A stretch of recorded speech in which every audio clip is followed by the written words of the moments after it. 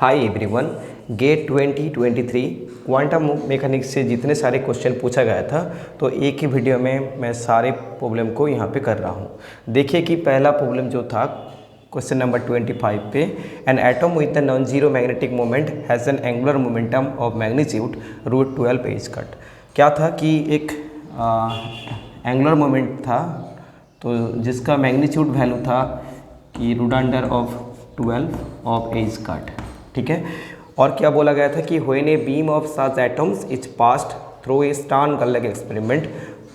तो Stern Gerlach experiment पे ऐसा एक एटम है तो क्या है कि how many beams does it split into. तो पूछा गया था कितना नंबर ऑफ स्प्लिटिंग होगा। तो आपको पता है कि एंगुलर मोमेंटम का जो मैग्नीट्यूड वैल्यू होता है तो वो होता है L+1 और उसके साथ एज कट। तो ए क्वेश्चन में गिवन था कि 12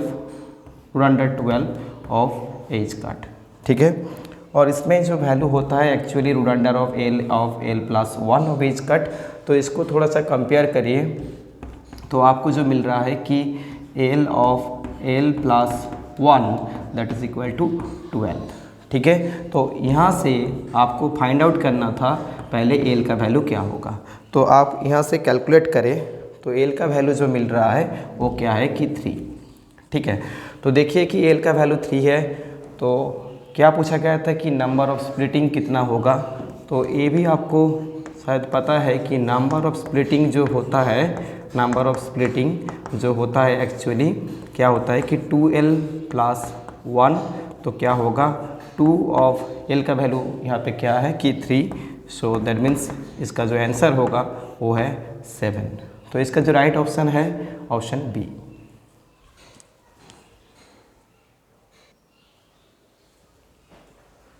नेक्स्ट जो प्रॉब्लम था वो क्या था कि एक फूरियर ट्रांसफॉर्म से था। क्या था कि एक वेव फंक्शन गिवन था कि पार्टिकल का 1D पोटेंशियल में और 1D सिस्टम में पोटेंशियल नहीं है। यहाँ पे क्या था कि ψx इक्वल टू m0 और उसमें एक रीजन है कि x का वैल्यू -a से a तक, और वहाँ पे बोला गया है कि here m and a are the positive constants. तो पूछा गया था कि फाई p जो होगा, मतलब यहाँ पे पोजीशन स्पेस में गिवन था वेव फंक्शन। आपको पूछा गया था कि मोमेंटम स्पेस में वेव फंक्शन कैसा होगा। तो उसका जो मोड स्क्वायर होगा फाई p का मोड स्क्वायर p से आप ग्राफ प्लॉट करें तो कौन सा ऑप्शन सही होगा।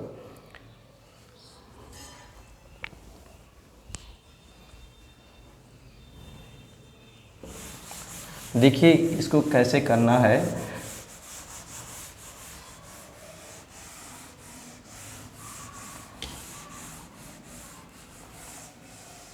तो आपके पास जो था एक वेव फंक्शन गिवन था जो क्या कि ψ(x) गिवन था।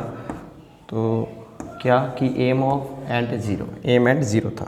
तो जो m हो रहा था एक स्पेसिफिक रीजन पे -a से a तक, और जो अदर रीजन है उसमें कितना है कि 0 है। ठीक है, तो देखिए कि आपको पता है कि मोमेंटम स्पेस में जब वेव फंक्शन को लिखना पड़ता है आपके पास जब एक क्या कि एक पोजीशन स्पेस में मोमेंटम रहता है ψx, उसका मोमेंटम स्पेस में मोमेंटम वेव फंक्शन जो होगा कि फाई p होगा।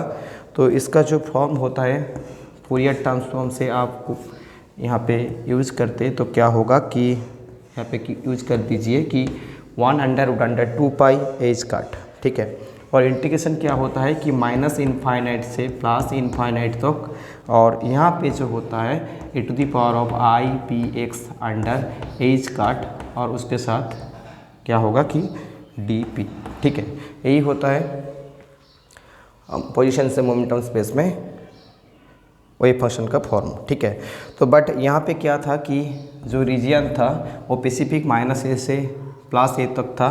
तो इसलिए आप क्या करें कि यहाँ से 2π ऑफ एज कट ये जैसा है ऐसा रहेगा।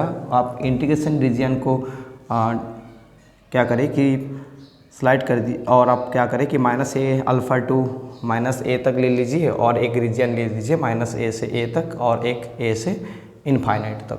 बट वो दोनों रीजन क्या होगा उसमें कोई भी वेव फंक्शन नहीं था तो इसलिए इसमें रीजन जो आएगा अभी, तो आप सिर्फ ए भी लिख सकते हैं, -a से a। और यहाँ पे जो साई एक्स गिवन था वो क्या था कि वो एक्चुअली एम गिवन था, और उसके साथ ये जो आता है फार्मूला से e⁻⁴ I P x under a square और इसके साथ dp। ठीक है, तो देखिए कि आपको क्या करना था। मैंने थोड़ा इसमें एक यहाँ पे एक गलती कर दिया कि ये जो टर्म था वो एक्चुअली वो x होगा। ठीक है, क्योंकि आपको पोजीशन से मोमेंटम जाने के लिए बोला था, तो ये dx होता है। ठीक है, तो ये थोड़ा चेंज कर लीजिए।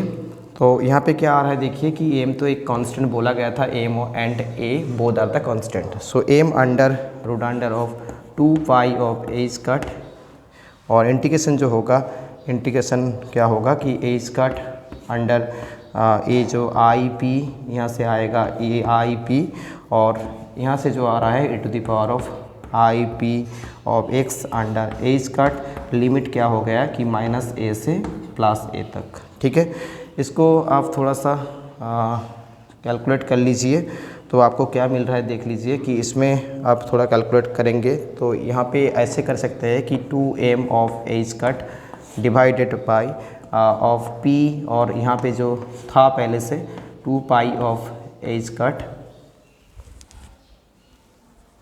और यहाँ पे क्या आ गया कि e⁻i थीटा के फॉर्म में जैसे होता है कि e⁻i of P x under a square. ये क्या होगा कि लिमिट a हो जाएगा और यहाँ पे डिवाइडेड बाई ए स्क्वायर, और लोअर लिमिट जो है e⁻⁻i of P of A under a square, और नीचे में जो रहेगा कि एक डिवाइडेड बाई 2। ठीक है, मैंने 2 को मल्टीप्लाई किया। ठीक है, पहले तो वो 2 को कैंसिल करने के लिए ऐसे फॉर्म बना दिया। ठीक है, अपर लिमिट और लोअर लिमिट से। तो आपको देखे के पता चल जा रहा है कि इसमें क्या होगा। देखिए इसमें इसको थोड़ा सा और भी सॉल्यूशन कर सकते हैं। देखिए ये जो टर्म आ गया e⁻⁻i p a under a square, e⁻⁻i p a under a square, ये जो होता है एक्चुअली साइन टर्म होता है। तो साइन ऑफ ये क्या मिलेगा आपको, sine of a p under a square और p a under a square. और यहाँ पे क्या है कि p एक है और कुछ कांस्टेंट था, वो a2 और a2 कैंसिल आउट हो जाएगा। तो आपको जो मिल रहा है एक्चुअली वो क्या मिल रहा है देख लीजिए, मैं यहाँ पे लिख रहा हूँ। तो आपको मिलेगा जो एक्चुअली आपको मिल रहा है कि एम ऑफ ए स्क्वायर। ठीक है, a2 कैंसिल आउट हो रहा है, तो एम ऑफ ए स्क्वायर, नीचे में जो आएगा root under of 2 of pi of a square, और एक ए वाला जो टर्म है वो आपको मिल रहा है कि ए एक्चुअली हो गया sine of p a under a square. ठीक है, तो देखिए और नीचे में एक p वाला टर्म जो था यहाँ पे वो p आएगा। तो देखिए इसको आपको क्वेश्चन में पूछा गया था कि इसका साई p का मॉड स्क्वायर करेंगे, तो आप साई p का मॉड स्क्वायर करेंगे तो आपको जो मिलेगा, तो देखिए कि ये तो कांस्टेंट टर्म है, तो आपको जो मिलेगा वो एक्चुअली क्या होगा कि आप इसको सिर्फ देखें कि फंक्शनल डिपेंडेंसी को, तो ये क्या हो रहा है कि sine square of p a under a square और इसमें पी स्क्वायर। तो आपको पूछा गया था कि जो साई पी का मॉड स्क्वायर और पी का ग्राफ क्या होगा, वो आपका ऑप्शन सी में जो था वही इसका करेक्ट आंसर होगा। ठीक है, एक सिंक फंक्शन के जैसा बिहेव करेगा। सो जैसा इसका ऑप्शन था, ऑप्शन सी में था इस क्वेश्चन का आंसर, वही आपका इस प्रॉब्लम का करेक्ट आंसर होगा। ठीक है, आपको क्या लगाना था, सिर्फ ये जो डेफिनेशन था फूरियर ट्रांसफॉर्म का वही लगाना था। तो ये प्रॉब्लम आपका मैथ फिजिक्स से रिलेट करके क्वेश्चन में था क्वांटम मैकेनिक्स में, तो इसका सॉल्यूशन मैंने कर दिया। ये जो ग्राफ आ रहा है ऑप्शन सी।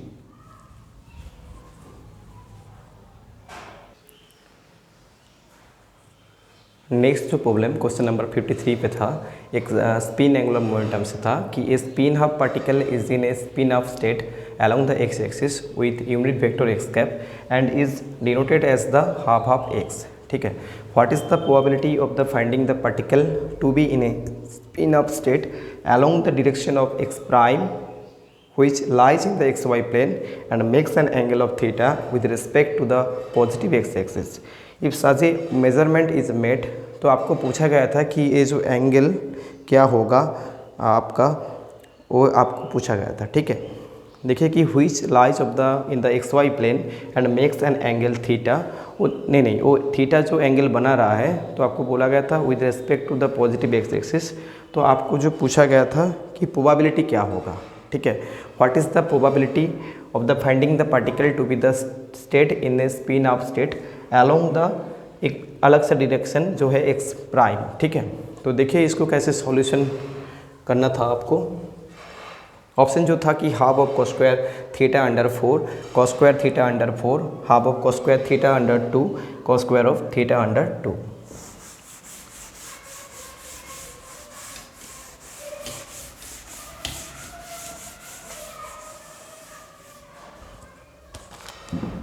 तो पहले क्या था कि आपके पास एक वेव फंक्शन गिवन था, मैंने उसको ए साई 1 कंसिडर किया। तो आपको क्या था कि वो जो स्टेट था क्वेश्चन में गिवन था कि वो क्या है कि हाफ हाफ और एक्स ऐसे लिखा गया था। ठीक है, तो मतलब क्या था कि इसको आप लिखेंगे तो क्या आएगा कि ए भी लिख सकते हैं कि 1/√2, यहाँ से आप ऐसे भी लिख सकते हैं। ठीक है, तो क्या है कि एक आइगन वेक्टर है। Now the eigen vector of the particle which in the spin of state and lies in the x y plane. आपको बोला गया था कि एक अलग सा स्टेट है जो क्या है कि एक्स वाई प्लेन में लाइज कर रहा है। तो आपको क्या करना था कि और स्पेसिफिक जो एंगल बना रहा है वो थीटा। तो इसी केस में तो अभी जो न्यू वेव फंक्शन मिलेगा वो क्या होगा कि साई 2 जो होगा 1/√2, और इसमें जो आता है एंगल के केस में e⁻⁻⁻ थीटा। यहाँ पे बोला गया था कि थीटा जो बना रहा है वो क्या है, वो एंगल जो बना रहा है वो theta. So that means e⁻⁻ theta होता है, और यहाँ पे क्या होता है कि i थीटा अंडर 2। यही बस आपको लिखना था। फिर आपको क्या करना था कि बोला गया था प्रोबेबिलिटी को फाइंड आउट करना है। तो कहाँ पे करना है कि आपको प्रोबेबिलिटी का मतलब होता है कि साई 1 और साई 2 इसका ब्रैकेट नोटेशन और उसका मोड स्क्वायर। तो इसको जस्ट आप कैलकुलेट करिए तो आपका आंसर इस प्रॉब्लम में आ जाएंगे। ठीक है, तो क्या करना था देखिए, पहले आप करिए कि साई 1 और साई 2 का ब्रैकेट कर दीजिए, यानी स्केलर प्रोडक्ट कर दीजिए। तो क्या होगा देखिए, ये हो जाएगा हाफ, और पहले जो होगा कि साई 1 का ब्रा नोटेशन आ रहा है, ये तो केट नोटेशन है। तो ब्रा नोटेशन का मतलब होता है कि ये जो कॉलम मैट्रिक्स है ये रो मैट्रिक्स में चेंज हो जाएगा। ठीक है, तो पहले मैंने ये साई 1 का ब्रा नोटेशन में डिफाइन किया है, वहाँ पे ये वैल्यू जो आ रहा है कि 1 और ये 1/√2 मिलके 1/2 बना रहा है। ठीक है, और साई 2 जैसे है ऐसे ही रहेगा कि e⁻⁻⁻i थीटा अंडर 2, और इसमें जो आएगा e⁻i थीटा अंडर 2। ठीक है, तो इसको मल्टीप्लाई कर दीजिए तो आपको आ जाएगा कि साई 1 साई 2 का ब्रैकेट नोटेशन का वैल्यू। ठीक है, तो इसमें क्या आ रहा है देख लीजिए कि हाफ, और ये जो आ रहा है e⁻⁻i थीटा अंडर 2 और प्लस e⁻i थीटा अंडर 2। ठीक है, तो ये क्या होता है, ये एक्चुअली जो होता है ये जो होता है cos of theta under 2। But आपको पूछा गया था कि प्रोबेबिलिटी क्या होगा, तो इसका मतलब है कि साइन थीटा अंडर 2 इसका वैल्यू है, तो इसका mod square. So that means जो इसका वैल्यू होगा, प्रोबेबिलिटी का जो वैल्यू होगा क्वेश्चन में जो पूछा गया था कि cos square under theta under 2, जो ऑप्शन डी में था। तो इसका जो करेक्ट ऑप्शन होगा ऑप्शन डी।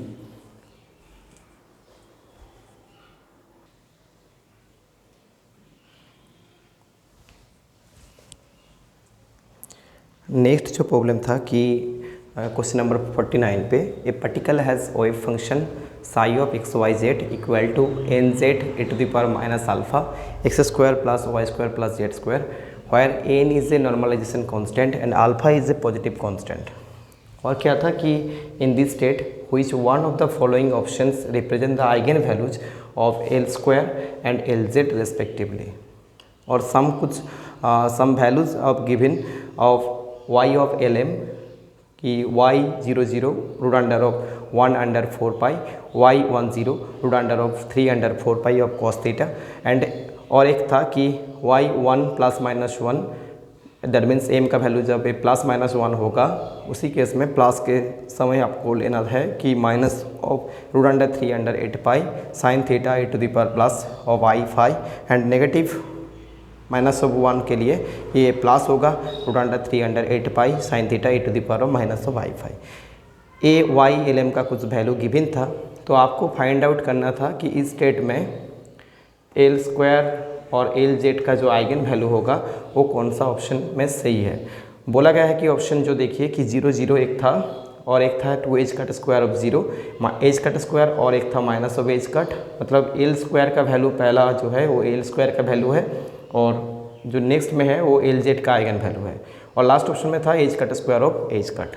तो इसको कैसे कैलकुलेट करना था तो देख लीजिए।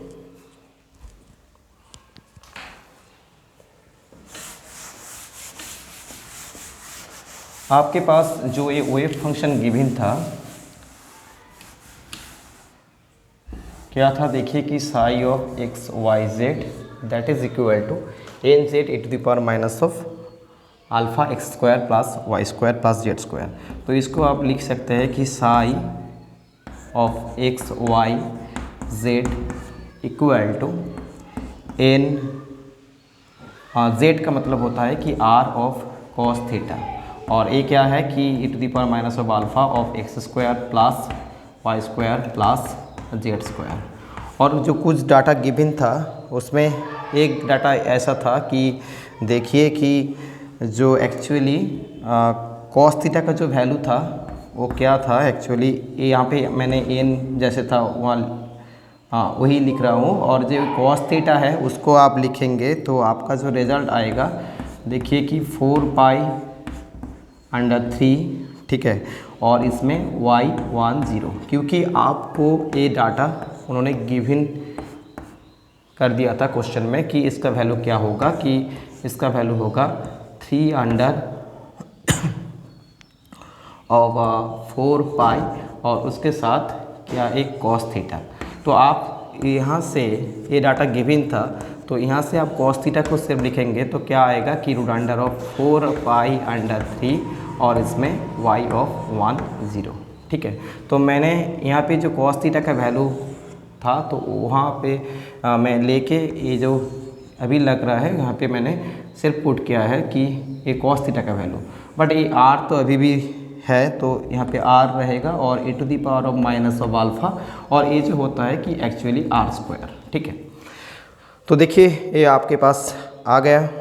तो फिर क्या है कि देखिए यहाँ पे जो ये आ रहा है ना कि ये जो होता है y of actually l of m से डिफाइन किया जाता है, तो आपको पता है कि ये जो होता है यहाँ पे जो रहता है वो एक्चुअली एल को डिफाइन करता है। तो फिर आप यहाँ पे कंपेयर करें कि एल का जो वैल्यू है हेयर एल इक्वल टू 1 और एम का जो वैल्यू है इक्वल टू 0, ठीक है। सिर्फ ये जो फॉर्म होता है इससे कंपेयर कर दीजिए कि ये जो वैल्यू है एल का वैल्यू, ये क्या है कि एम का वैल्यू, ठीक है। और आपको पता है कि एल स्क्वायर का जो आइगन वैल्यू होता है वो एक्चुअली क्या होता है कि एल ऑफ एल प्लस 1, इसके साथ देखिए एच कट स्क्वायर, और एल जेड का जो आइगन वैल्यू होता है वो होता है एम ऑफ एच कट, ठीक है। तो देखिए कि एल का वैल्यू इस स्टेट के लिए 1 है, तो इसमें जो रिजल्ट आ रहा है कि 2h कट स्क्वायर, और एम का वैल्यू 0 है, सो एल जेड का जो आइगन वैल्यू आएगा वो 0। ये आपका ऑप्शन सी में था कि एल स्क्वायर का eigen value 2h cut square and L Z का आइगन वैल्यू 0। तो सिर्फ आपको क्या करना था, ये जो गिवन था वहाँ से आपको कॉस थीटा का वैल्यू यहाँ से आपको पुट करना था। तो पुट करके देखिए कि यहाँ पे y जो स्टेट है साई, इसमें जो एल एम का वैल्यू है वो क्या है कि एल का वैल्यू 1 और एम का वैल्यू 0। तो यहाँ से आपको आसानी से इस प्रॉब्लम का आंसर आ जाता। तो इसका जो सॉल्यूशन का जो करेक्ट आंसर होगा इस प्रॉब्लम का वो है प्रॉब्लम नंबर क्या इस क्वेश्चन का जो होगा कि ऑप्शन सी।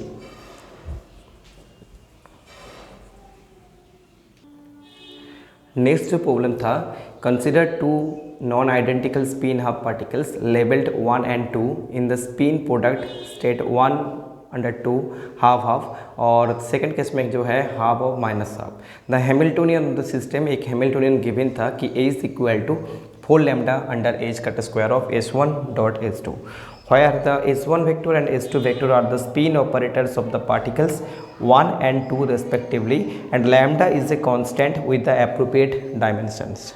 क्या है कि लैम्डा जो है एप्रोप्रिएट डायमेंशन कांस्टेंट है, और S1 S2 जो है एक ही 1 पार्टिकल और सेकंड पार्टिकल का स्पिन ऑपरेटर।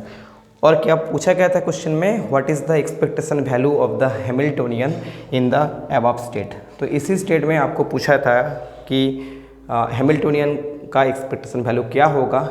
ऑप्शन जो था कि minus lambda, minus 2 lambda, lambda and 2 lambda.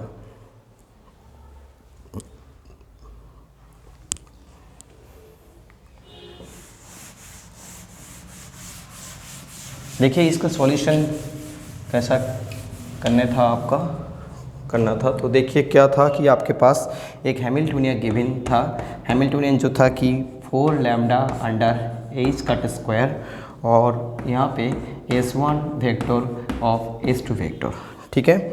तो आपको पता है कि स्पिन जो होता है कि ये वेक्टर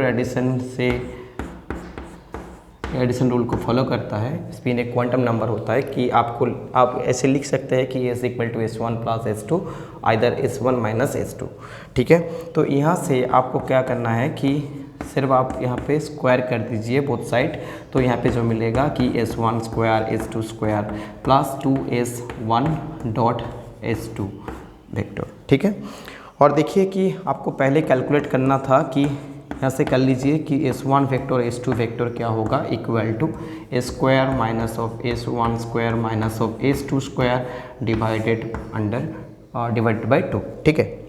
तो एक्चुअली देखिए तो फिर क्या करना था कि आपको जो करना था कि एक्चुअली यहाँ पे स्पिन बोला गया था कि हाफ पार्टिकल।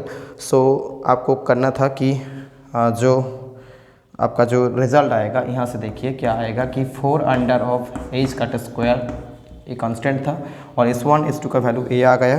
तो S1 S2 का वैल्यू जो आ रहा है तो a डिवाइडेड बाई एक 2 आ गया है यहाँ से, और जो आ रहा है कि a square minus of S1 square minus of S2 square. But आपको पूछा गया था कि हैमिल्टोनियन का एक्सपेक्टेशन वैल्यू क्या होगा। तो क्या होगा कि एज का expectation that is equal to 4 lambda under 2 h cut square, और इसमें जितने सारे स्पिन है एक रिजल्टेंट स्पिन है तो इसका भी एक्सपेक्टेशन होगा, और ये S1 S2 इसका भी एक्सपेक्टेशन होगा, ठीक है। तो मैंने यहाँ पे थोड़ा गलती कर रहा हूँ कि ये स्क्वायर का एक्सपेक्टेशन होगा, इसमें भी स्क्वायर का एक्सपेक्टेशन होगा, और माइनस क्या होगा कि S2 स्क्वायर इसका भी एक्सपेक्टेशन होगा, ठीक है। तो देखिए तो फिर आपको करना था कि S का वैल्यू क्या होगा।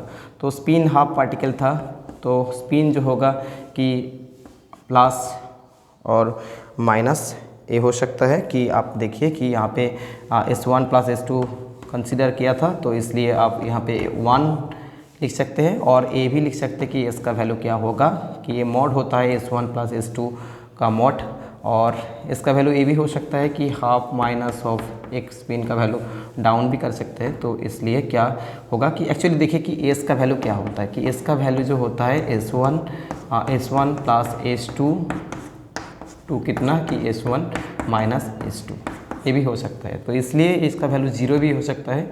बट देखिए कि पहला मैंने ये 1 कंसिडर किया क्योंकि रिजल्ट क्या आ रहा है देखते हैं पहले। तो 1 आप कंसिडर करेंगे तो स्क्वायर का वैल्यू क्या आएगा कि ए स्क्वायर का आइगन वैल्यू जो होता है एस प्लस 1 ऑफ एच का स्क्वायर, ठीक है। और जैसे S1 के लिए क्या होगा कि S1 of S1 plus 1 H का square, so similarly S2 square का वैल्यू भी ऐसे आएगा। तो देखिए S2 का वैल्यू भी सेम ही आएगा क्योंकि S1 और S2 का वैल्यू बोदर सेम है, हाफ अपने मान के चला है, तो इसलिए यहाँ पे हाफ कंसिडर करेंगे तो इसका वैल्यू जो आ रहा है 302 ऑफ एच का स्क्वायर, ठीक है। 302 ऑफ एच का स्क्वायर आएगा। और यहाँ पे जो वैल्यू आएगा ए स्क्वायर का वैल्यू वो क्या होगा, ये सारे एक्सपेक्टेशन वैल्यू है, ठीक है, ये भी एक्सपेक्टेशन वैल्यू है। और यहाँ पे ए स्क्वायर का एक्सपेक्टेशन वैल्यू जो आएगा, देखिए s of s plus one of h का स्क्वायर आता है, तो इसलिए इसका वैल्यू क्या कंसिडर करेंगे 1।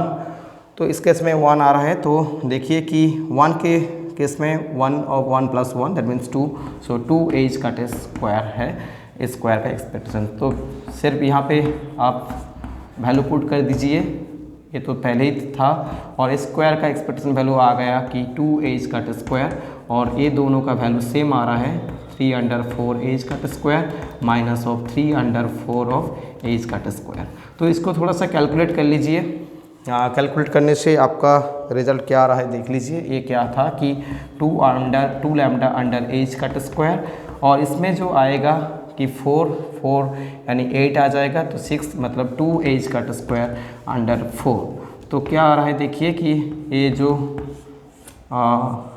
4 क्या होगा कि कट जाएगा यहाँ पे ऊपर नीच में, और जो बचा है अभी एज का स्क्वायर भी कैंसिल आउट हो रहा है, सो इसका जो आंसर आएगा लैम्डा, ठीक है। और आप 0 भी कंसिडर करेंगे तो इसमें आपका जो आंसर आएगा 0 के केस में, तो वो यहाँ पे नहीं है ऑप्शन में, तो इसका रिजल्ट जो है ऑप्शन सी करेक्ट है, लैम्डा इसका रिजल्ट होगा। ये जो हैमिल्टनियन गिवन था इसका एक एक्सपेक्टेशन वैल्यू क्या होगा लैम्डा, तो इसका ऑप्शन क्या है कि सी।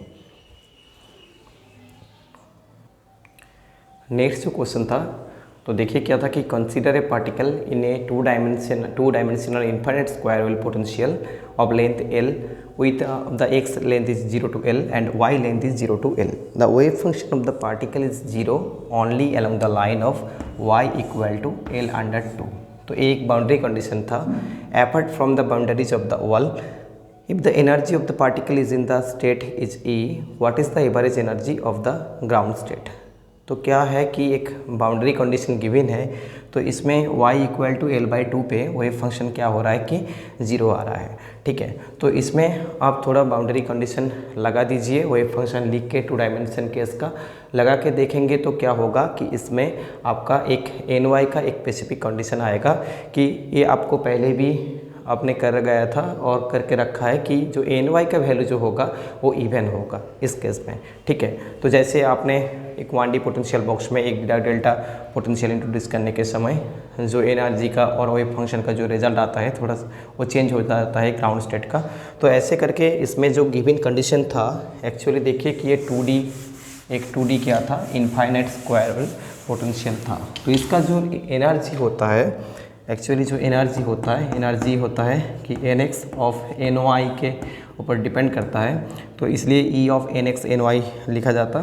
तो इसको कैसे लिखते हैं कि pi square h cut square under 2m of L square और उसके साथ nx स्क्वायर प्लस क्या होता है कि ny स्क्वायर, ये होता है एनर्जी 2D पोटेंशियल बॉक्स का।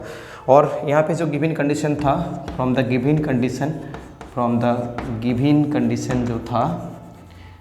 कंडीशन जो था वो क्या था कि nx का वैल्यू 1 एंड ny का वैल्यू क्या था कि 2। यही इस प्रॉब्लम का मेन पॉइंट था कि जो कंडीशन था उसमें आपको बाउंड्री कंडीशन लगा के वेव फंक्शन लिख के आपको वेव फंक्शन भी लिखना आता होगा कि nx ऑफ ny, यहाँ से वेव फंक्शन को भी लिखना आना चाहिए कि इसमें आप थोड़ा सा बाउंड्री कंडीशन लगा दीजिए कि y का वैल्यू L/2, और ऐसे भी ना करके कि जो गिवन कंडीशन था वहाँ से आपको देख के पता चल रहा है कि nx equal to 1 ny equal to 2, ये लगा देंगे तो आपका जो एनर्जी होगा स्पेसिफिक स्टेट के लिए, तो देखिए यहाँ पे जो मिल रहा है कि pi square of h cut square under 2m of L square, और इसमें nx का value 1 specific, so that means 1 plus 2 का square, so that is 4, so that means 5 of pi square of h cut square under 2m of L square. और क्या था कि आपको पूछा गया था कि ground state energy GSE of equal to क्या होगा।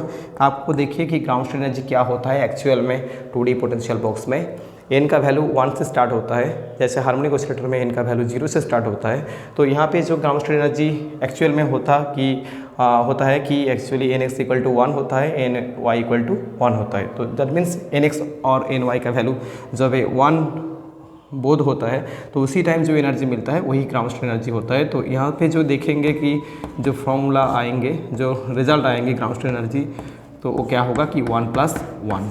तो इसलिए इसका जो रिजल्ट आएगा कि 2 of pi of h² under 2mL²। ठीक है, तो क्या है कि एक्चुअली यही एक्चुअली इसका रिजल्ट है।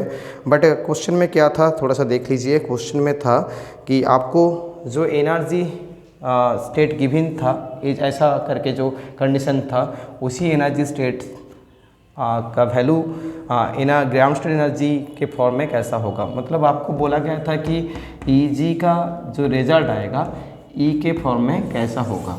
कुछ ऑप्शन बना हुआ था कि जैसे मैंने यहाँ पे अभी लिखा था, तो देखिए कि इसका सॉल्यूशन आ ही गया है लगभग। तो इसमें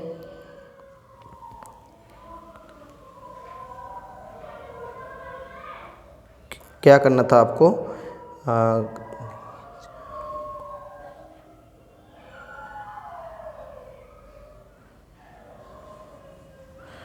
देखिए क्या करना था आपको, सिर्फ यहाँ पे एक काम करिए। अब ई से लिखना चाह रहे हैं तो इसलिए आप क्या करें कि 2a तो आ रहा है क्या कि 2 actually 5 h² under 2m of L² ऐसे आ रहा है।